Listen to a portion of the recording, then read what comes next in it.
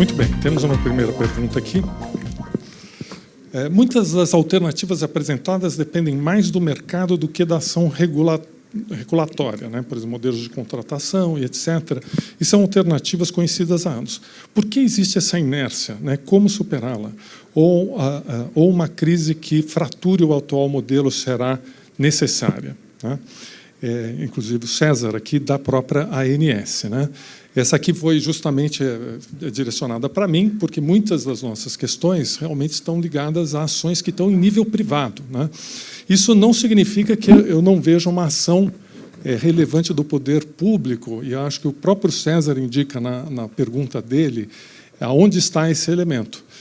Nós temos aqui um setor que cada um individualmente, né, no mercado, ele não tem condições de repensar um modo de contratar, né? Então, isso há um ganho muito grande de uma ação coordenadora.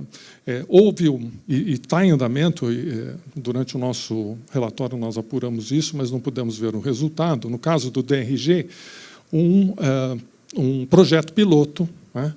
E eu diria até como um acadêmico que seria muito interessante, e pelo visto o projeto piloto não ia nessa direção, mas seria muito interessante que se fizesse esse projeto piloto com grupos aleatórios de hospitais, em que tivesse um grupo de controle sem o DRG, um grupo com o DRG, de modo nós termos, de fato, uma verificação do efeito do DRG, que é mais do que propositivo, como no dia de hoje. Essa informação, um sucesso desse se multiplica muito mais para as pessoas passarem a adotar. Coparticipação, a Lenise acho que indicou muito bem, existe uma reação negativa, né, dos beneficiários no Brasil a isso. Então, tem estratégias que são de advocacia à disposição do problema, que eu creio que podem surgir, geral, ter um efeito. Tem duas perguntas aqui para a Lenise.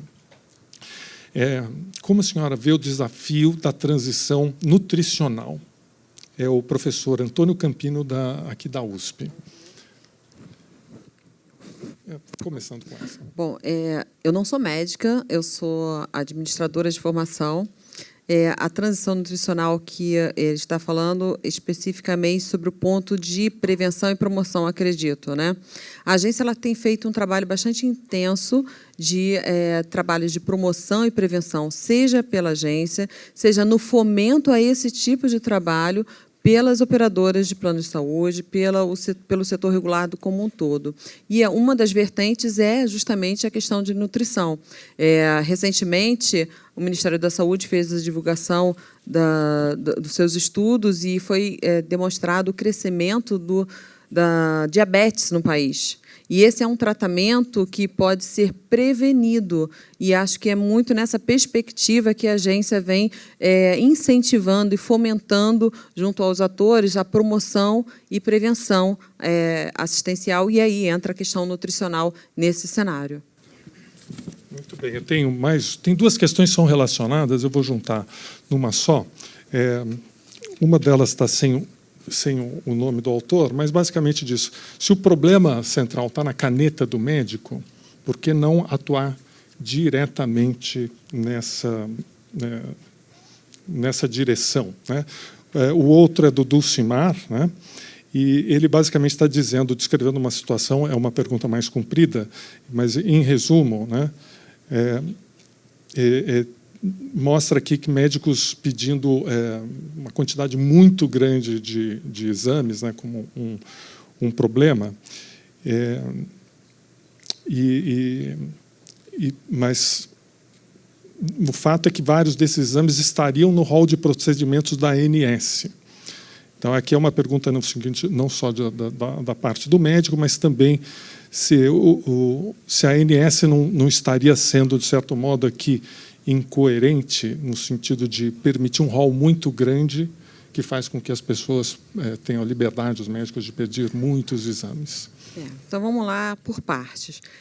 Primeiro que eu não acredito que o problema central esteja na caneta do médico. Eu acho que a gente tem vários problemas e não apenas um problema central. Acho que são diversos problemas que a gente tem na sociedade. Eu acho que jogar isso, que o problema central está na caneta do médico, é uma percepção que eu não compartilho, né? Eu acho que são vários problemas que, se somados, a gente tem um problema relacionado ao setor. Em relação ao rol de procedimentos, a agência ela faz um rol de procedimento mínimo. O que a gente quer dizer é o seguinte: qual é a cobertura assistencial mínima que um cidadão precisa ter na promoção da sua saúde? Né? Minimamente, o que tem de cobertura? Dizer que esse rol é grande são percepções, novamente, né? De que forma se verifica. Já existem diversas críticas na agência que acham que o rol é muito acanhado, é muito reduzido. Então, ser grande ou ser reduzido, isso é uma questão de percepção. Agora, a responsabilidade na utilização, na realização de procedimentos, é isso que tem que ser visto, né? Ter o direito de fazer algum determinado procedimento não significa obrigatoriamente de tê-lo que fazer, né? Eu acho que a adequação na utilização, seja por parte da prescrição médica, seja por parte do usuário na hora que demanda, porque também o médico é pressionado pelo paciente, muitas vezes, para fazer determinados exames que, de fato, não tem. E o médico, muitas vezes, se vê emparedado em determinadas situações pelo paciente. Então, eu acho que é um conjunto de ações de esclarecimento. Aí, novamente, eu retorno à questão da informação.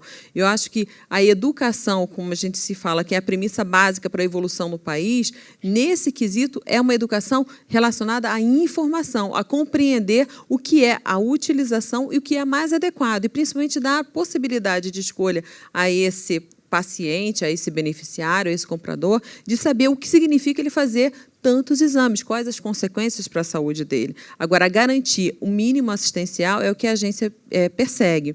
O rol de procedimento ele não é definido exclusivamente pela ANS, ele é definido num grupo de trabalho, que são discutidos quais são os critérios médicos, quais são as diretrizes de utilização, quais são os procedimentos, e, novamente, ele é o rol mínimo, ele é aquilo que é garantido, não necessariamente a pessoa tem que fazer tudo aquilo. Eu acho que a dicotomia está nisso, de você ter, bom, já que eu tenho direito, eu quero usar tudo. Não é isso que se quer. Né? Qual a cobertura? O que de fato eu preciso ter para resolver o meu problema de saúde? Uhum. Perfeito. Temos muito pouco tempo aqui para podermos aproveitar o nosso coffee break. Tem 3 perguntas para Lenise aqui sobre a ANS. Eu vou passar muito rapidamente uma pergunta mais pontual aqui, do Misha Nussbaum, que, enfim, vou passar para você, mas eu pedi uma concisão que eu sei que é muito difícil de ser feita. A primeira pergunta é sobre o impacto regulatório, estudos de impacto regulatório na ANS, como é que isso, se ela tem avançado nessa direção. A outra é sobre 3 projetos que a ANS tem, né, sobre oncologia, partos e idosos para esse ano, e um maior esclarecimento, obviamente vai ser muito difícil uma resposta nesse período, e se tem alguma ação no sentido de incentivar a coparticipação. Mas, então, esse é sobre a ANS. Se não der tempo, enfim, nós temos justamente o coffee break para também resolver algumas dessas coisas, e temos 40 minutos de debate ao final, com um grupo até mais ampliado. A questão aqui do Misha Nussbaum é sobre o problema da falha de transparência, qualidade dos serviços assistenciais, né? Mas tem experiências nos outros países, né? Como, por exemplo, o NCQA nos Estados Unidos, né? Sobre indicadores de qualidade. E a pergunta é quando podemos aproveitar, o quanto podemos aproveitar dessas experiências no Brasil? Bom, então, começando aqui sobre a questão do análise de impacto regulatório. A agência tem feito constantemente um incentivo e qualificação dos seus servidores, tem trabalhado nesse sentido. Existe um manual de boas práticas regulatórias que a agência tem perseguido e tem buscado muito a academia para subsidiar esse entendimento, a compreensão e de que forma técnica que se faz análise de impacto regulatório das políticas públicas. É nesse sentido que a agência tem trabalhado e cada vez mais a diretoria colegiada tem determinado que todas as ações regulatórias da agência sejam precedidas por análise de impacto regulatório, justamente para você dar mais acuidade a essa questão. A outra questão é bastante ampla, vai ficar difícil da gente conversar aqui sobre todos os projetos da agência, mas o último ponto que ele colocou foi sobre... A agência constantemente ela vem buscando informação sobre todas as questões de qualidade no mundo, né? Não só nos Estados Unidos, como na Grã-Bretanha, Holanda, Austrália, etc. E tem um trabalho fortemente sendo desenvolvido, inclusive trazendo uma forma de discussão, que é o laboratório DIRES, o Lab DIRES, em que outras pessoas participam e têm a possibilidade de ajudar na construção desses indicadores de qualidade. Tem uma evolução, e eu digo mais, a evolução é contínua. A gente não vai chegar simplesmente no resultado, olha, está pronto, é isso, acabou. Não, o tempo todo tem que ser revisto, tem que ser buscado alternativas, tem que ser observada essas boas práticas de outros países, e a agência tem feito isso. E a colaboração de vocês nesses eventos da agência são de suma importância para que, muitas vezes, uma questão que não foi observada ou que não foi vista possa ser trazida à baila para discussão. Excelente, Lenise, obrigado.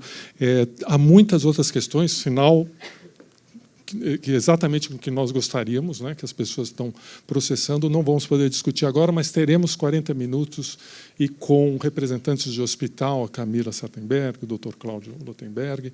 Então, vamos agora para o nosso coffee break e eu peço um agradecimento aqui para a Lenise. Imagina, eu que agradeço.